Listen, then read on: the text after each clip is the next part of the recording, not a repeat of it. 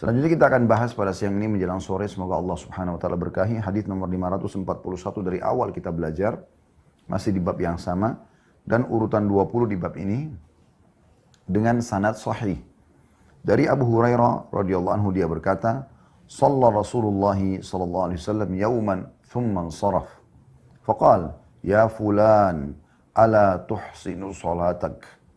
Ala yanzurul musalli idza shalla kayfa yusalli?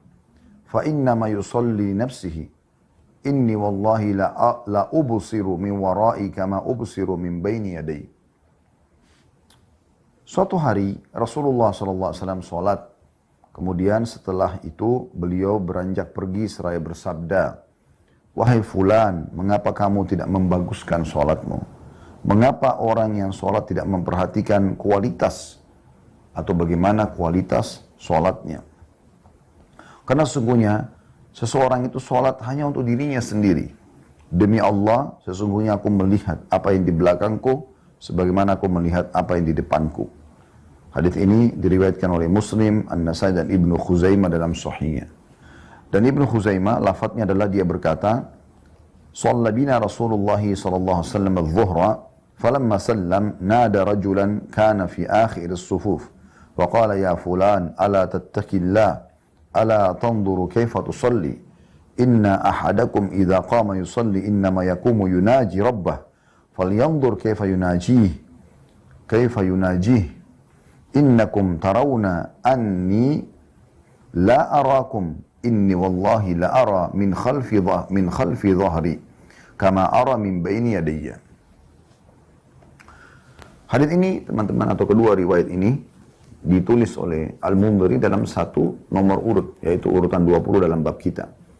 Kita akan coba korek mutiaranya, semoga Allah SWT memberkahi dan memberikan kita ilmu yang bermanfaat. Yang pertama adalah bagaimana kejelian Abu Hurairah radhiyallahu anhu, sebagaimana sering kita ingatkan di hadis-hadis sebelumnya, beberapa sahabat yang lain juga ridwanullah alaihim punya kejelian dalam menyampaikan hadis Nabi SAW, di mana mereka tidak menyampaikan langsung inti yang disampaikan oleh Nabi SAW. Tapi mereka coba menceritakan sedikit histori sebab penyebutan hadis tersebut. Jadi bisa saja Abu Hurairah langsung berkata, Nabi SAW bersabda, "Sesungguhnya aku bisa melihat kalian dari belakangku sebagaimana aku melihat sesuatu di depanku." Mujizat Allah Subhanahu wa taala kepada beliau SAW. Tapi Abu Hurairah tidak seperti itu. Beliau menceritakan bagaimana Nabi SAW pernah sholat duhur bersama kami. Kemudian selepas salam, beliau melihat ada seseorang di belakang sekali, lalu beliau menegurnya, gitu kan, mengingatkan tentang sholatnya. Lalu kemudian beliau mengatakan, "Hati-hatilah, karena sholat itu demi untuk kamu sendiri, dan kalian mungkin mengira aku tidak melihat kalian. Tapi demi Allah, aku bisa melihat ke belakang, sebagaimana aku melihat ke depan." Allah SWT berikan seperti itu. Jadi ini kejelian, sehingga kita tahu kenapa Nabi SAW sebutkan hadis itu. Ternyata ada memang sahabat yang sholatnya salah, lalu beliau diperlihatkan oleh Allah SWT sementara beliau sholat, lalu beliau menegurnya. Ini mutiara yang pertama. Dan ini adalah hal yang sangat positif ya. Mungkin di zaman itu, di waktu itu di masjid, orang-orang tidak membutuhkan apa yang Abu Hurairah sampaikan dari awal histori ini. Mereka karena hadir di masjid, mereka tahu. Kayak kita lagi hadir di satu masjid, kemudian tiba-tiba imam menegur, itu yang di saf belakang, kenapa tadinya tidak rapat, dan misal contoh. Mungkin kita yang hadir, udah tahu imam sedang menegur yang di saf belakang. Tapi orang yang datang setelah itu, seperti kita sekarang datang setelah 1400 tahun yang lalu, ya, atau 1400-an ya, sudah 1442 hijrah Nabi SAW, Abu Hurairah menyampaikan hadis ini di masa hidupnya Nabi SAW. Jadi kita kurangi sekitar 10 tahun awal hijrah, berarti sudah 1432 tahun yang lalu kurang lebih penyampaian hadis ini, di antara tahun itu. Dan itu luar biasa gitu. Jadi bisa sudah 1432, bahkan 35, mungkin 37. Ya. Karena sudah 1442 Nabi SAW hijrah dari Mekah ke Madinah. Dari situ mulai dihitung hijriah, maka kurang lebih di tahun ini. Sekarang kita di masa ini, pada saat siang ini kita sedang mempelajari, kita jadi punya gambaran, oh ternyata waktu itu Abu Hurairah hadir di masjid, kemudian dia menceritakan bagaimana Nabi SAW menegur seseorang setelah salam, dan beliau menjelaskan kalau beliau bisa melihat ke belakang apa yang sedang orang-orang lakukan muslimin di belakang beliau sementara sholat sebagaimana beliau bisa melihat di depannya. Ini sebuah informasi yang sangat menarik. Mutiara yang kedua teman-teman sekalian, bagaimana Nabi SAW mengingatkan kepada sahabatnya pada saat itu ridwanullahi alaihim, dan menjadi pelajaran buat mereka juga, menjadi pelajaran buat kita tentang dua hal. Yang pertama, yaitu bagaimana Nabi SAW bersabda menegur sahabat itu yang sedang salah sholatnya, sambil mengatakan, ya fulan, ala tuhsinu sholatak. Kenapa kau tidak perbaikin sholatmu? Wahai fulan, Nabi SAW tegur. Ala yanzurul musalli idha shalla kaifa yusalli. Kenapa seseorang dan terkadang kalau sedang sholat tidak benar-benar jeli memperhatikan sholatnya? Fa innama yusalli nafsihi. Karena sungguhnya sholat itu manfaatnya buat dia sendiri. Itu riwayat yang pertama. Riwayat yang kedua, dikatakan, nada rajulan kana fi akhir sufuf. Nabi SAW selesai salam, selesai zikir, lalu memanggil seseorang atau menyebut seseorang yang di akhir saf, di belakang sekali. Faqala ya fulanu ala tattaqillah. Wahai fulan, kenapa kau tidak bertakwa kepada Allah? Kenapa kau tidak patuh? Kenapa kau tidak takut? Kenapa kau tidak segan kepada Allah? Ala tanzuru kaifa tusalli. Kenapa kau tidak perhatikan bagaimana seharusnya kau sholat? Maksudnya, berikan haknya, hadap kiblat yang benar, tutup aurat yang benar, bacaan yang benar, gerakan yang benar, penuh dengan tumanina, ketenangan, konsentrasi. Inna ahadakum idza qama yusalli innama yakumu yunaji rabbah. Ketahuilah, seseorang di antara kalian kalau sedang berdiri sholat, dia sedang menghadap kepada Tuhannya. Maka dia harus perhatikan pakaiannya, ya, penampilannya, syarat-syarat sholatnya, tutup aurat yang benar, penuh dengan ketundukan dan kekhusyuan, gerakan dan bacaan yang benar, konsentrasi. Falyanzur kaifa yunajih. Maka harus dia perhatikan baik-baik bagaimana dia menghadap kepada Tuhannya. Teman-teman sekalian, Nabi SAW mengingatkan poin penting di sini. Bagaimana seseorang memperhatikan pada saat dia sedang menghadap kepada Tuhannya. Dan sholat itu dari makna hadis ini sedang menghadap kepada Allah Subhanahu Wa Taala. Rasionalnya begini, kalau seandainya Anda diundang oleh Presiden ke Istana Merdeka. Ini diundang, misalnya sebentar buka puasa, Anda datang, ya diundang. Kira-kira bagaimana Anda mempersiapkan diri? Anda akan pilih baju yang terbaik, ya, minyak wangi yang terbaik, sepatu yang terbaik, bahkan tidak boleh ada kotoran sedikit pun di sepatu, di pakaian. Mungkin kalau pakai kopiah hitam, ya. Anda akan coba terus komunikasi dengan, ya, orang yang bertanggung jawab, ya, di istana tentang protokol, apa yang harus saya lakukan, di mana saya harus masuk, bagaimana saya jalan, apa instruksinya, Anda tanya semua. Kemudian kapan berbicara dengan presiden dan apa yang boleh saya ucapkan, apa yang tidak boleh saya ucapkan, itu pasti akan ada protokolnya, gitu kan. Kemudian pada saat bertemu dengan presiden, bagaimana? Ya, berapa lama waktunya? Kemudian kapan batas waktu saya boleh melemparkan? Atau berapa pertanyaan saya bisa lemparkan? Seperti apa peraturannya, protokolnya? Bahkan pada saat Anda keluar pun, Anda keluar dengan menjaga wibawa Anda. Menjaga nama baik Anda, penampilan Anda. Ini dengan manusia. Dia manusia seperti kita, kebetulan Allah amanahkan saja jabatan. Sama punya dua mata, punya dua telinga, lahir dari rahim seorang perempuan ibu. Sama suka duka kehidupan, cuma beda jabatan saja. Dan sama juga mati nantinya. Dia hanya presiden atau raja sementara. Tapi ada Allah Azza wa Jal, raja yang sebenarnya, Malikal Mulk, rajanya seluruh raja. Yang kata Nabi SAW nanti pada saat sudah ditiup sangkakala, sudah hancur semua yang Allah SWT perintahkan untuk hancur, mati makhluk-makhluk di muka bumi ini. Allah berfirman, Anal Malik, aina mulukud dunia. Akulah raja sebenarnya. Mana raja-raja dunia? Ini Allah SWT raja, pencipta langit dan bumi. keajaiban penciptaannya kita bisa saksikan. Langit yang tanpa tiang berdiri pergantian siang malam, turunnya hujan dari langit. Ada siang dan malam, ada tumbuh-tumbuhan, buah-buahan, sayur-sayuran, udara, api, air, segala macam hal. Bahkan kita sendiri dalam diri kita ini ada tanda-tanda kebesaran Sang Pencipta Allah. Bagaimana seseorang dari kita tidak merenungi itu? Itu potongan dari sabda Nabi SAW. Ya. Idza qama yusalli innama yaqumu yunaji rabbahu falyanzur kaifa yunajih. Kalau kalian sedang sholat, kalian sedang bertemu dengan Tuhan kalian, maka harus diperhatikan baik-baik bagaimana dia menghadap kepada Tuhannya. Para salafus soleh, teman-teman sekalian, semoga Allah jadikan kita seperti mereka. Kalau mereka sudah takbiratul ihram, maka disebutkan mereka seperti batang pohon, kurma yang kokoh. Boleh terpa angin kamu, apa saja tetap tidak bergerak. Bahkan seseorang di antara mereka, itu kalau disengat dahinya, ya, itu dengan lebah, kumbang, berdarah, dia tidak bergerak. Saking tahunya dia menghadap kepada siapa. Hasan radhiyallahu anhu, cucu Nabi SAW, setiap kali habis uduk mau masuk ke masjid, mau sholat, wajahnya memerah seperti orang yang ketakutan sebelum masuk masjid. Maka orang-orang di sekitarnya bertanya, ada apa? Kenapa anda? Siapa yang takuti anda ini?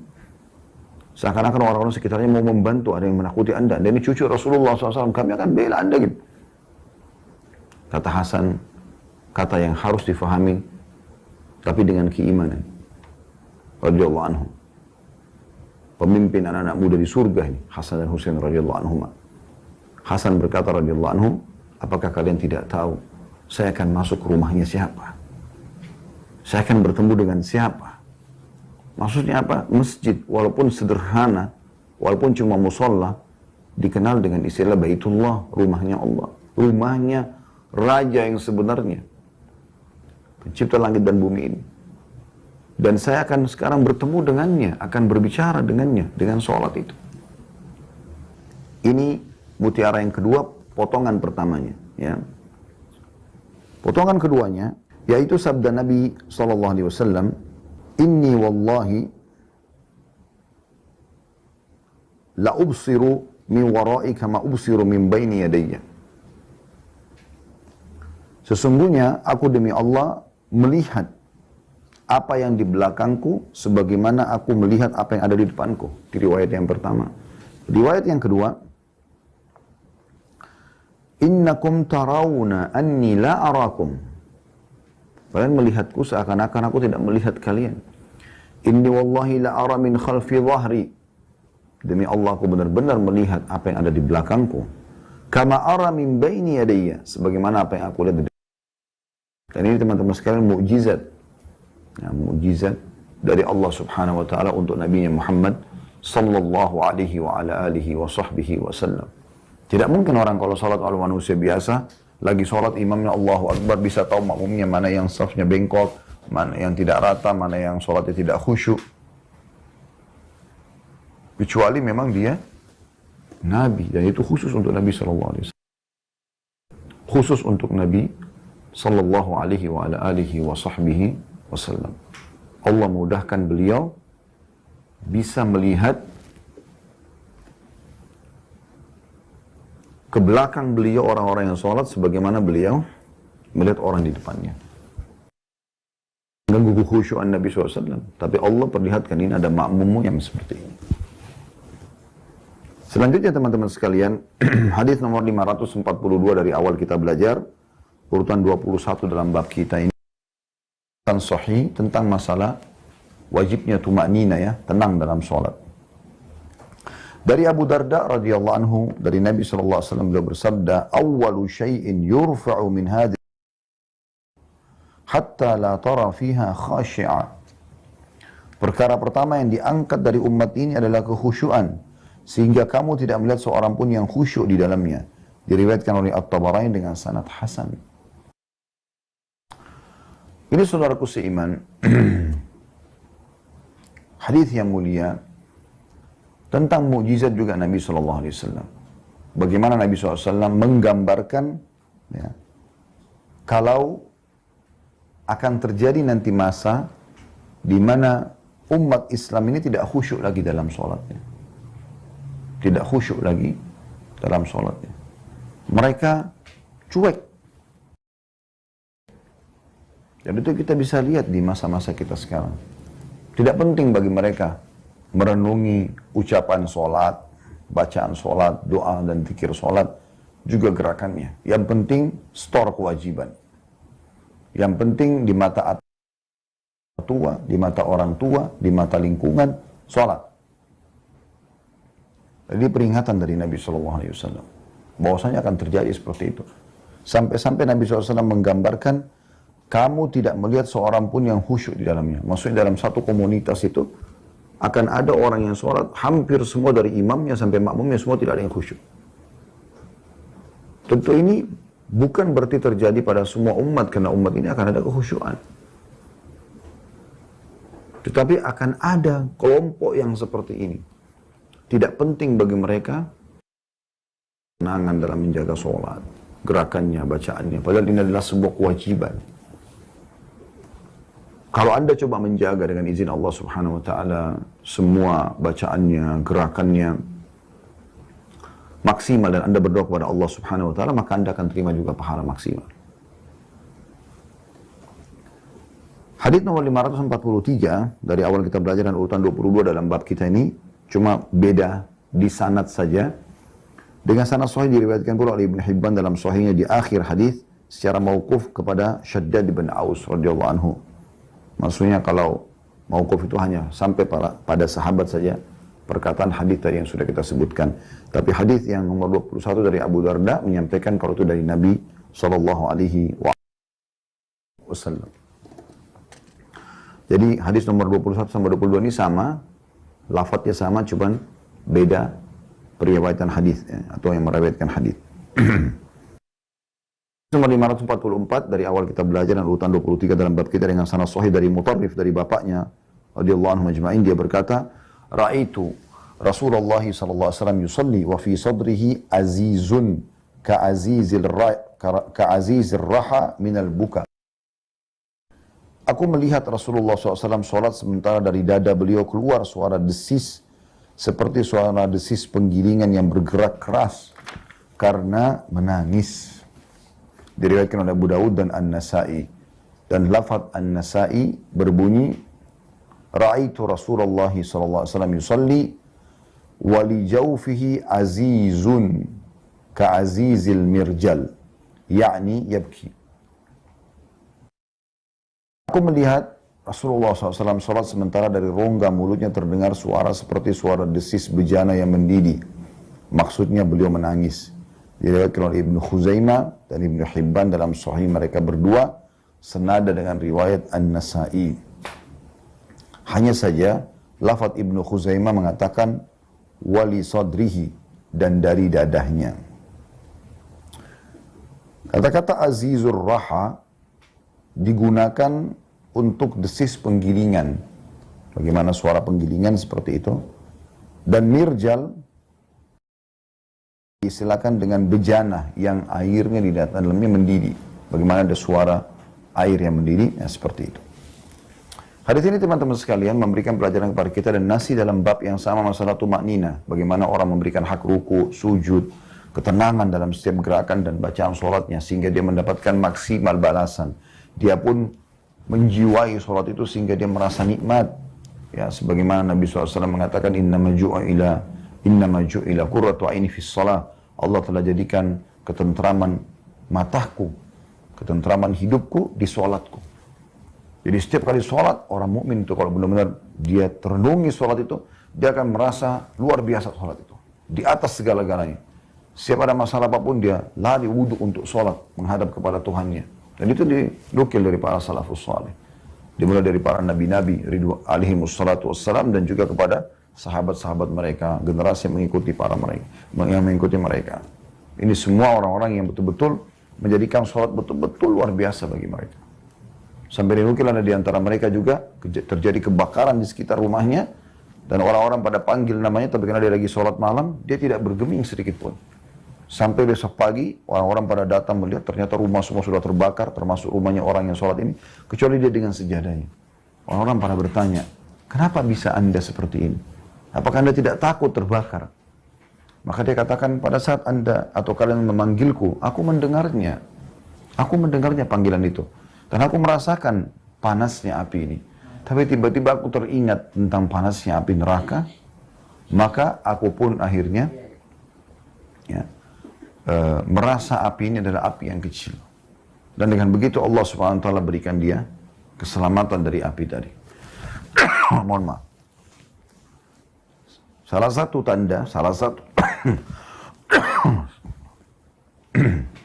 mohon maaf. Seseorang itu khusyuk adalah dia menangis. Ya. Tentu ini ikhlas karena Allah SWT. Kita tidak bicara orang yang nangisnya riya awasi kita. Tapi orang yang menangis Ta'ala karena merenungi ayat-ayat Al-Quran, terlintas tentang ayat neraka maka dia ketakutan, terlintas tentang surga maka dia berharap, terlintas tentang ayat-ayat taubat maka dia menyesali dosa-dosanya, terlintas tentang umat-umat sebelum kita yang telah dibinasakan, dia mohon kepada Allah agar tidak ditimpakan pada dia. Mohon maaf. Sampai-sampai akhirnya, atau mungkin dia merasa bersyukur kepada Allah karena Allah masih berikan dia kesempatan untuk sholat. Ini semua bisa terjadi. Dan ini Allah berikan kepada orang yang memang mau mengkhusyui konsentrasi sholat itu. Kapan dia mau lakukan itu, maka dia akan merasakan kenikmatannya. Dan tidak akan pernah muncul perasaan ini teman-teman sekalian kepada ahli maksiat. Mustahil. Anda tidak akan pernah bisa rasakan kenikmatan sholat biar Anda berusaha tutup mata, berusaha membaca sholat dengan keras, selama masih ada dosa yang menjadi titik noda hitam dalam hati Anda. Taubat nasuha kepada Allah Subhanahu wa taala. Mumpung sekarang bulan Ramadan, di siang hari Ramadan, ada doa mustajab buat Anda sebentar menjelang buka puasa juga. Minta kepada Allah Subhanahu wa taala agar diberikan betul-betul khusyuan dalam salat. Dimaafkan semua kesalahan kita yang lalu-lalu. Taubat nasuha. Hari ini, hari Jumat ini, pekan pertama di Ramadan adalah hari emas buat Anda. Buat saya juga. Karena Allah masih memberikan kita umur hari ini. Semoga Allah panjangkan umur kita di atas ketaatan. Karena Nabi SAW mengatakan manusia terbaik, manusia yang dipanjangkan umurnya dan juga dia menjadi orang yang baik. Ahli ibadah. Dia gunakan dalam ketaatan. Tapi teman-teman sekalian, hari ini adalah milik kita. Besok kita nggak tahu masih hidup atau tidak. Maka maksimalkan hari ini. Kalau kita punya dosa-dosa di masa lalu, taubat nasuha. Kesempatan. Tangisi dosa Anda itu. Mohon kepada Allah. Kalau Anda masih belum bisa menangis, belum bisa lunak hatinya, mohon kepada Allah SWT. Ya Allah, lunakkan hati hambamu ini. Maafkan kesalahanku ya Allah. Segera Anda bertaubat kepada Allah. Dan taubat ini merupakan tiket VIP. Ya, khusus untuk ke surga. Dan untuk mengembalikan fasilitas di dunia yang tertahan karena dosa kita. Kalau Anda misalnya tidak melakukan kesalahan, Anda sudah taubat, sekarang Anda mohon kepada Allah SWT agar dimudahkan mempertahankan ibadah yang sudah Anda lakukan di masa lalu. Ya. Dan kita berusaha meningkatkan kualitasnya. Dan kalau yang boleh ditambah kuantitasnya, kita tambah kuantitasnya. Misalnya Anda biasa sholat malam cuma 2 rakaat, sekarang 4 rakaat. Mungkin biasa Anda 4 rakaat, Anda sekarang 6 rakaat, dan seterusnya. Mungkin Anda biasa baca Quran hanya beberapa ayat, sekarang Anda baca 1 lembar, 2 lembar, dan seterusnya. Dan ini salah satu keutamaan Nabi SAW. Beliau sangat khusyuk dalam sholat. Dan saking khusyuknya, sampai beliau tidak bisa menahan tangisnya. Dan sahabat menggambarkan bagaimana tangisan Nabi SAW.